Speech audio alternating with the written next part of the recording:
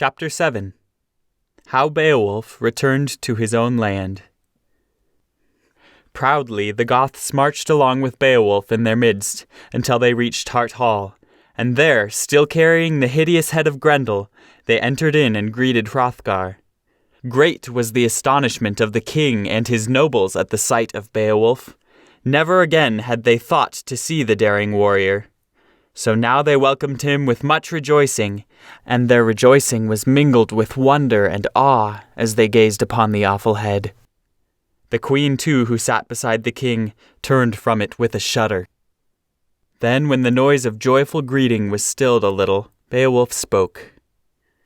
"Behold, O king," he said, "we bring thee these offerings in token of victory. From the conflict under the water have I hardly escaped with my life. Had not the All-Wise shielded me, I had never more seen the sun and the joyful light of day. For although Hrunting be a mighty and good sword, in this fight it availed me nothing. So I cast it from me and fought with mine hands only. But the water witch was strong and evil, and I had but little hope of life, when it chanced that I saw on the walls there of that grim cave an old and powerful sword. Quickly then I drew that weapon, and therewith slew I the dreadful foe. After that I espied the body of Grendel, which lay there, and cut off his head, which now I bring to thee. But even as I had done that, lo, a marvel happened, and the blade did melt even as ice under the summer sun. Such was the venom of that ogre's blood, that the hilt only of the sword have I borne away with me. But now I promise thee, henceforth mayest thou and thy company of warriors sleep safe in Hart Hall. No longer will the demon folk trouble it." Then Beowulf gave the golden hilt to the king, and he, taking it, gazed on it in wonder. It was exceeding ancient, and of marvelous workmanship, a very treasure. Upon the gold of it in curious letters was written for whom that sword had been first wrought. The writing told, too, how it had been made in days long past, when giants stalked the earth in pride. In the hall there was silence as Hrothgar gazed upon the relic. Then in the silence he spoke. "Thy glory is exalted through wide ways, O friend Beowulf," he said. "Over every nation thy fame doth spread. Yet thou bearest it modestly, true warrior-like. Again I renew my plighted love to thee, and to thine own people mayest thou long be a joy. I for 100 years had ruled my folk, and under all the wide heaven there was no foe who stood against me. Within my borders there was peace and joy. Then lo! After my joy came sadness, and Grendel became my foe, my invader. But thanks be to the eternal Lord, I am yet in life to see that fearful head besprent with gore. And now, O great in war, go thou to thy seat, enjoy the feast, and when it shall be morning, thou and I shall deal together in many treasures." Then at these words Beowulf was glad at heart, and went straightway to his seat as the king commanded. And once again the Dane folk and the Goths feasted together in merry mood. At length the day grew dim, and darkness fell upon the land. All the courtiers then rose, and the grey-bearded king sought his couch. Beowulf too rejoiced greatly at the thought of rest, for he was weary with his long contest. So the king's servants, with every honor and reverence, guided him to the room prepared for him. Silence and peace descended upon the hall and palace. Hour after hour the night passed, and no demon foe disturbed the sleep of Goth or Dane. And when the morning sun shone again, the Goths arose, eager to see their own land once more.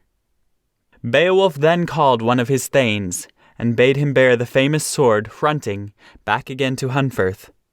Great thanks he gave for it, nor spoke he word of blame against the good blade. "Nay, 'twas a good war-friend," said the high-souled warrior. Then, impatient to depart, with arms all ready, the Goths came to bid King Hrothgar farewell. "Now to thee we seafarers would bid farewell," said Beowulf, "for we would seek again our own king, Hygelac. Here have we been kindly served. Thou hast entreated us well. If I can now do aught more of warlike works on thy behalf, O Hrothgar, I am straightway ready. If from far over the sea I hear that to thy dwelling foes come again, I will bring thousands of warriors to thine aid. For well I know that Hygelac, king of the Goths, young though he be, will help me to fight for thee, and will not refuse his thanes." With gracious words the old king thanked the young warrior. Rich presents too he gave to him, of gold and gems and splendidly wrought armor. Then he bade him seek his own people, but come again right speedily. As Hrothgar said farewell, he put his arms around Beowulf's neck and kissed him. Then, as he watched the hero march away across the fields of summer green, his eyes filled with tears. It was to the king as if he parted from a beloved son. Proudly and gladly the Goths marched on until they came to the shore where the warden watched, who had met them at their first landing. Now as he saw them come, he rode towards them with words of welcome. For already the tale of Beowulf's great deeds had been told to him. And thus, at length, the Goths reached their ship, where it lay by the shore awaiting their coming. Into it was piled all the treasure with which Hrothgar had loaded the heroes. The horses were led on board, the glittering shields were hung along the sides, the sails were spread. Then from out his treasure hoard Beowulf chose a splendid sword, and gave it to the thane who had watched by the ship and kept it safe. And he, greatly rejoicing, departed to his fellows, and was by them ever held in honor by reason of the sword that Beowulf had given to him. Now at length all was ready. The last man leaped on board, the sails shook themselves to the wind, and out upon the waves floated the foam-necked vessel. Bounding over the sea went the Goths, listening to the song of the wind and the waves, until they came to the shore of their beloved land. The ship touched the shore.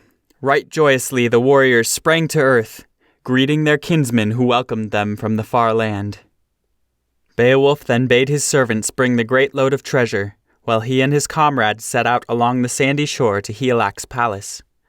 Quickly before them ran messengers, bearing to the king the joyous news that Beowulf, his loved comrade, had returned alive and unhurt. Unwounded from the game of war he had returned, and was even now marching towards the palace. Gladly the king greeted the hero, joyful words he spake. Then he made Beowulf to sit beside him, while Hygd, his fair queen, bare the mead cup through the hall. Hygelac was eager to hear all that had befallen his friend. "Tell it unto me," he cried. "How befell it with thee on the way, dear Beowulf? How hath it fared with thee, since thou didst on a sudden resolve to seek conflict afar? Sorrow and care have possessed my mind. I have grieved for thee, my friend, lest evil should come to thee. Therefore this day I thank thee all-wise that I see thee safe and whole." "It is no secret, my lord Hygelac," answered Beowulf, "how I met and overcame the ogre. None of Grendel's kinsmen, who may yet dwell upon earth, have any cause to boast of that twilight meeting." And then from the beginning of the adventure to the end of it, Beowulf told. Sitting beside the king, he told of all that had befallen him and his comrades, since first they set sail from Gothland. He told of the friendly greeting of the king, of the fight with Grendel, and with Grendel's mother, the foul water witch, and at last he told of all the rewards and thanks that had been heaped upon him. To all the tale Hygelac listened with wonder and delight, for he joyed to hear of the great deeds of his loved comrade. When Beowulf had finished telling the tale, he bade his servants bring in the treasure. Then turning to the king, he spoke again. "To thee, O warrior king," he said, "I gladly give these riches, for all my joy in life cometh from thee. Save thee, O Hygelac, few kinsmen have I." Then to the king he gave a splendid suit of armor, helmet and sword, 4 steeds all with their rich harness, and much treasure beside. To Hygd, the queen, Beowulf gave the collar which Walchtheo had bestowed upon him. Also he gave to her 3 black steeds saddled and harnessed, with gold and silver work. And the king, on his part, gave Beowulf a sword of honor, a palace, and much land. Thus was the mighty warrior brought to great honor.